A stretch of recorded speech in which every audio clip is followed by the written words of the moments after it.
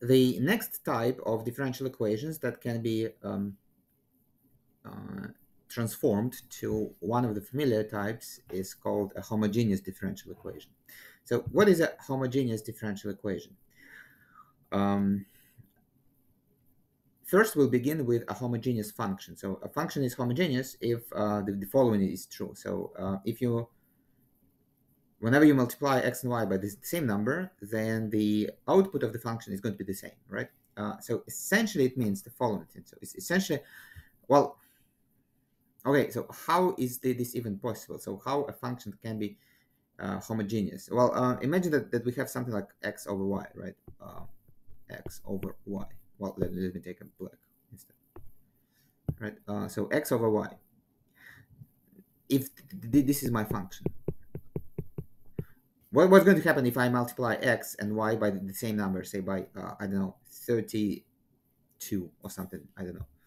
So what if I replace x with 32x and y with 32y? In that case, my function f of 32x and 32y is going to be 32x divided by 32y, where 32 cancels and I get x over y, which is the same as f of xy, right? And more generally, if you multiply both x and y by some number t, then regardless of the value of t, you will get t over x over t over y, and t is going to cancel out, and you will get back the original form, right? So x over y is a homogeneous function. And it is quite clear that if you have anything that you can kind of transform to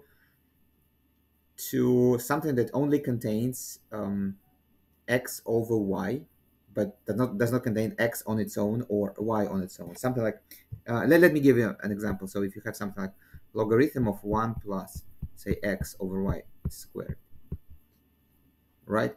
So this is going to be a homogeneous function, because if you multiply x by some number, y by some number, then since they only appear together as a fraction, that number is going to be canceled out, and you're going to get the original form back, right?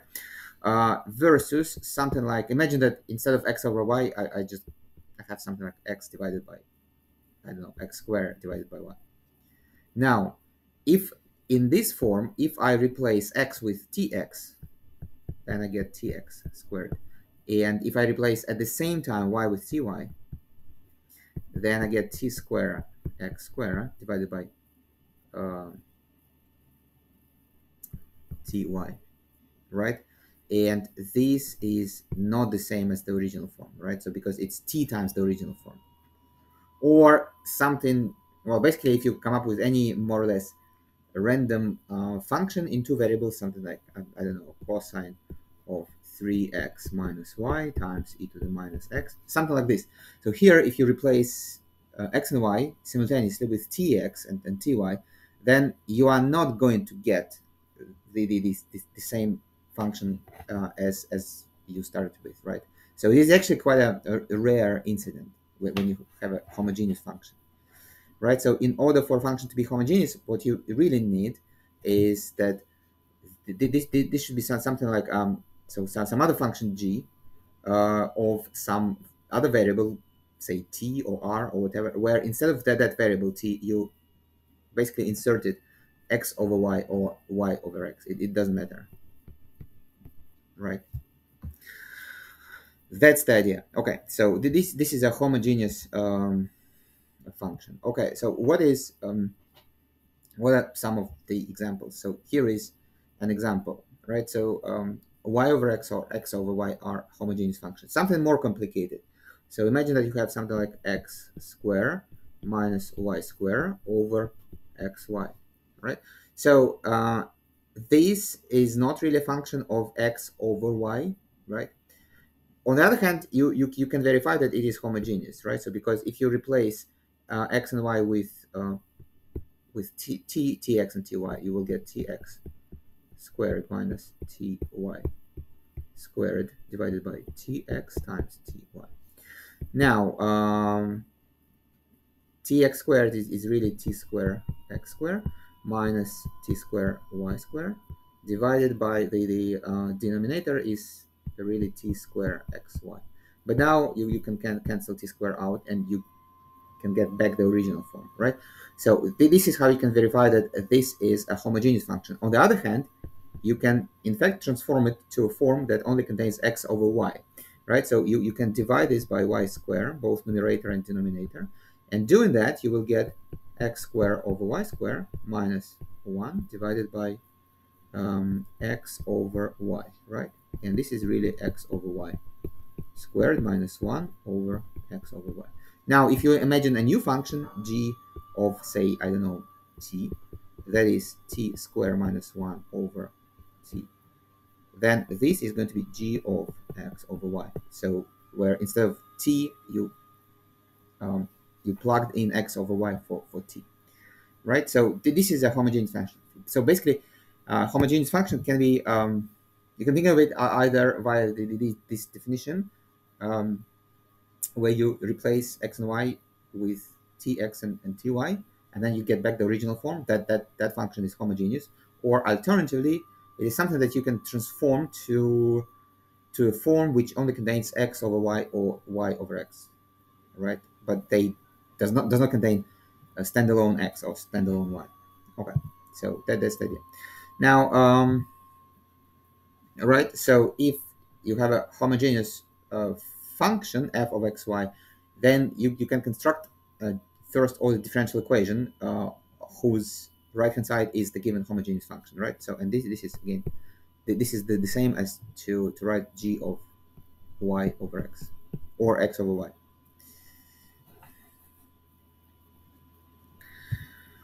Okay, now, so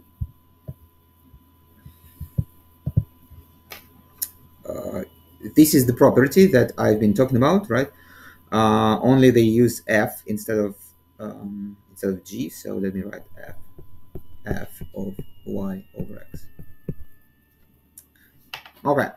Now, how can we apply this to solve a homogeneous differential equation? So the idea is that if you have a homogeneous differential equation, then you can introduce this change of variable. So you can use a new variable that's going to be y over x, right? So if that new variable is v, right? So then it means that y is going to be equal to vx, and in that case, dy dx is going to be, you have to differentiate the product v times x according to the product rule. So how do you use the product rule? It's going to be dv dx times x plus v times dx is just 1, right? So by the product rule, this is dv dx times v. So if you had a differential equation that looks like whatever this is, whatever, I don't know, this equals dy dx, then you can transform it to a new form, right? So by writing that, well, dy dx is now dv dx times x plus v, and the right hand side is really this thing. So it's 2v minus v squared over 1 plus v squared, right? So the important thing is that it kind of allows us to transform the differential equation to a new form, and that the new form is going to be a separable equation, right? So why is it a separable equation? Because when you transform it, then the right hand side does not contain x. That's the way it is designed, right? And then you can move v over to the right hand side, simplify it, and then you will separate variables, right? So that's how it works. So let me do a full example of this. So here is a homogeneous differential equation. Now, so first you can verify that it is homogeneous. So if you're not sure yet, if you're not used to it, so you can always just verify that this is a homogeneous equation, right? So not just that this is not separable, this is not linear, right? So, but how do we check that it is homogeneous? Basically, we want to verify if this is going to be the same thing as um, the new form obtained from this by replacing x with tx and y with ty. tx minus 4 ty, right? And once we do this, so notice that we can really factor out t from the numerator, factor out t from the denominator, and we can cancel them out. So all the t's are going to be canceled out, and what you get is effectively the same as the original form, right? So which means that this equation is indeed homogeneous, right? And once it is homogeneous, you can change it so that the right hand side becomes a function of y over x, right? So how to do this? Basically, you just need to divide both numerator and denominator by x, right? So you divide by x here, you divide by x here, and doing that, you will get 4x divided by x is 1 plus y over x divided by x is 1 minus 4 y over x, right? And now we introduce the new variable y, which is v, which is y over x. So this is really 4 plus v divided by 1 minus 4v. Okay, and v is y over x. So you can, if you are on exam, you can just apply the formula, but I will go through it one more time. So just to make sure that you get it. So from here, we can multiply by x. So this is v times x equals y. And now we can differentiate it by the product rule. So differentiating this with the product rule, we get dv dx times x plus v times dx, but dx is just 1. This is dy dx. Okay, so what we get here is dv dx times v plus v equals 4 plus v divided by 1 minus 4v. All right, now, so sorry, this is of course not, this should be an x, not v. Yeah. Now we can move v over to the right hand side, right? So x times dv dx is going to be 4 plus v divided by 1 minus 4v minus v. This is 4 plus v minus v times 1 minus 4v. Now I'm just adding two fractions, 1 minus 4v. Okay, so this is really minus v. It's going to be just minus v. And it's going to be plus 4v squared, right? So plus 4v squared. Okay, v minus v is just 0, so I'm going to cancel this out. And what I get is a nice and neat form. It's 4 plus v squared, right? So it boils down to x times dv dx equals 4 plus 4v squared divided by 1 minus 4v. So I guess I can also take out 4. Sorry. Okay, so 1 plus v squared times 4. All right, but this is really a separable differential equation. So let me separate the variables. So to separate the variables, I need to move x over to the right-hand side and everything with v to the left-hand side, right? So to do this, I need to essentially multiply by 1 over x, right? So I need to multiply by 1 over x. And I need to multiply by, well, the reciprocal of this fraction. So then on the left-hand side, I'm going to get 1 minus 4v divided by 1 plus v squared dv.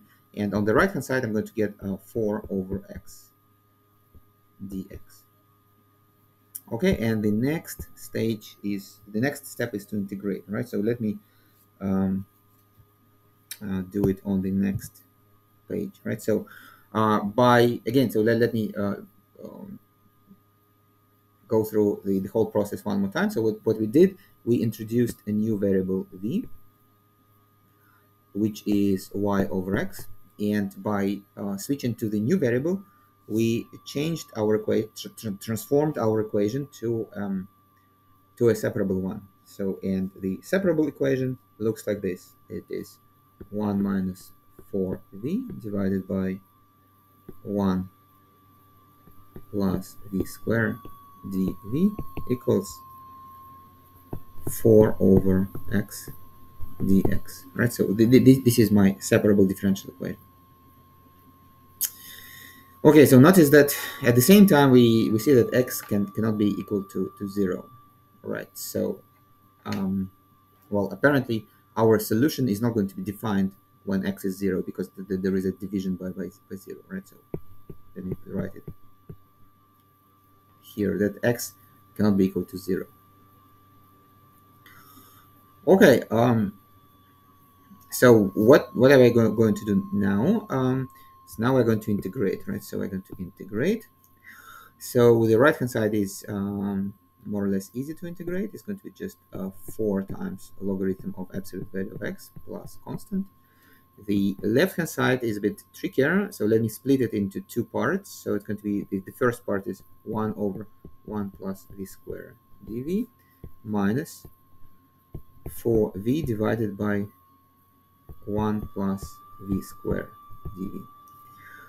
All right, so this is just the inverse tangent, so this is inverse tangent v.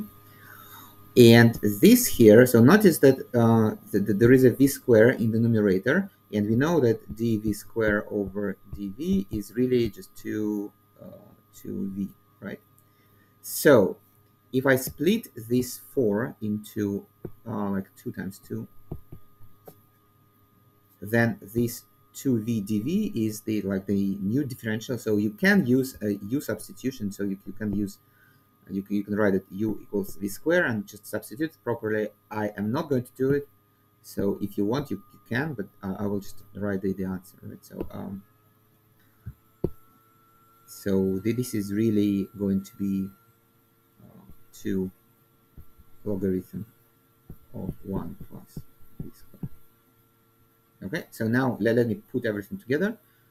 So inverse tangent v minus 2 logarithm of 1 plus v squared equals 4 ln absolute value of x plus c. So notice that I did not write absolute value of 1 plus v squared because v squared is non-negative, plus 1 is positive. So its absolute value is the same thing as 1 plus v squared. But I do need the absolute value at x because x could be negative or could be positive. So the only thing that we know from here is that it can't be 0, but we knew it in advance because, you know, it is a homogeneous equation. So we are assuming that we are making a substitution y over x, and, you know, in order to do that, to make that substitution, we have to assume that x is not 0. Okay, so what I get is inverse tangent v is really y over x minus 2 logarithm of 1 plus now again v is y over x, so v squared is y squared over x squared equals 4 ln absolute value x plus constant. Strictly speaking, so we should try to solve it for y. So I mean, if you want to solve it completely, then you should express y as a function of x, but here it's just hopeless. You can't really it doesn't even make sense to try solving it for y because we have inverse tangent and logarithm and then add it together, so that there is no chance that we can solve it for y. So we'll just leave it in this implicit form, right? So in this case, we're not able to actually find a closed form expression for y as a function of x, but we solved this differential equation in implicit form, and that's the answer. Yeah, so basically that's the printed version. So notice that in the printed version, they didn't stop here, right? So I stopped here, but they did not. So they kind of tried to change it further. I don't really think that it makes a lot of sense. I mean, it didn't really make it easier to work with, right? But so basically the idea is that if it is possible to solve for y, then you should, but if it's impossible, then just stop here.